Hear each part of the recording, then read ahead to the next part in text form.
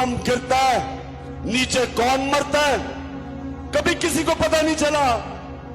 एक जगह इन्होंने ड्रोन अटैक किया पजोड़ में, 64 बच्चे मदरसे में मर गए, 64 बच्चे। एक जगह वजीरिस्तान में ड्रोन अटैक होता है, 7 लोग मर जाते हैं। जो जख्मी होते हैं उनकी चीखों की आवाजें, लोग आते हैं उनको बचाने के लिए। दूसरा ड्रोन अटैक होता है, 7 और लोग मर जाते हैं। सुबह तक लोग डरते हैं जाते हुए करीब, जो जख्मी हैं उनकी आवाजें आ रही होती हैं। सुबह को लोग बचाने जाते हैं, फिर ड्रोन अटैक होता है, 7 और मर जाते हैं। 21 लोग मरते हैं। शादियों पे ड्रोन अटैक, जनाजों पे ड्रोन अटैक। और आप जानते हैं कि एक दफा नाज़र तारी के मुंह से एक आवाज निकली, और ये कीदर नवाज शरीफ के मुंह से एक दफा, इनमें इतनी जरूरत नहीं थी कि अमेरिकनों को कहते कि ये सारे इंसानी हुकूक के खिलाफ है। दुनिया का कोई कानून इजाजत नहीं देता कि आप फैसला करें मुजरिम कौन है और आप ही उसको कत्ल कर दें। जज, जूरी, एक्सिक्यूशनर, दुनिया का कोई कानून इजाजत नहीं देता। लेकिन इस मुल्क पे जिनके लिए हम जंग लड़ रहे थे, 400 ड्रोन अटैक हुए।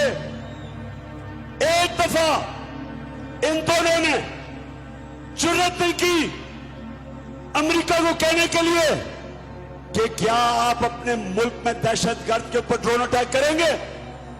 जुर्रत थी इनमें क्या? इनमें यह जुर्रत थी बरतानिया को कहने के लिए कि लंदन में हमारा बड़ा दहशतगर्द जिसने हजारों लोगों को कत्ल करवाया, क्या हमें इजाजत देंगे ड्रोन अटैक करके उसको मारे? तो अगर अपने मुल्क में आप हमें कहते हैं कि अदालत में जाके साबित करो वो दहशतगर्द है, तो हमारे मुल्क में आपने कैसे आपने 400 ड्रोन अटैक किए, बेकसूर लोगों को मारा, औरतें बच्चों को मारा। और ये तो जिनको फिर से इन 2 खानदानों को फिर से जो मुसल्लत किया, इसीलिए किया कि ये उनके गुलाम है, इनमें जुर्रत नहीं है। ये पैसे की पूजा करने वाले हैं, ये पैसे के बुत की पूजा करने वाले हैं। इनके पैसे पड़े हैं बाहर, इनके लंदन में, अमेरिका में पैसे पड़े हुए हैं। ये कभी अपने लोगों के हकूक के लिए, उनके फायदे के लिए, ये कभी अपनी जुबान उनके अपने आकाओं के सामने जुबान नहीं खोलेंगे। इसलिए इनको लेके आए, इसलिए इनको पाकिस्तान पर मुसल्लत किया, क्योंकि इनको पता था कि इमरान खान ना इनको पेश देगा, ना यहां से उनकी किसी जंग में शिरकत करेगा, ना वो अपने मुल्क के मफादात को उनके लिए कुर्बान करेगा, अपने लोगों के फैसले करेगा। क्योंकि इमरान खान का जीना मरना पाकिस्तान में है।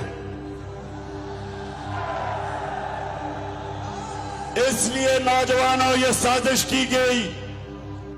भुट्टो और शरीफों के खानदान 30 साल से इस मुल्क के ऊपर हुक्मरानी कर रहे हैं। इनकी वजह से आज शहबाज शरीफ कहते हैं जी हम तो बेकारी हैं, इसलिए गुलाम हैं। हमारा जो नजरियाती लीडर इल्लामा इकबाल थे, उन्होंने तभी कह दिया था हमने इकबाल का शाहीन बनना है, हमने वो लोग बनने हैं जिन्होंने दुनिया की इमामत करनी है। अल्लाह ने इंसान के हाथ में ये चीज छोड़ दी है कि वो या परवाज कर सकता है और वो या जमीन के ऊपर रेंग सकता है। अल्लाह ने कुरान में कहा है कि इंसान जब ऊपर जाता है तो फरिश्तों से ऊपर चला जाता है, और जब वो नीचे गिरता है तो जानवरों से नीचे चला जाता है। ये जो ऊपर बैठे हुए हैं ये जानवरों से नीचे चले गए हैं। एक जानवर भी उतना खाता है जितना उसकी भूख होती है, इनका तो पेट ही नहीं भरता।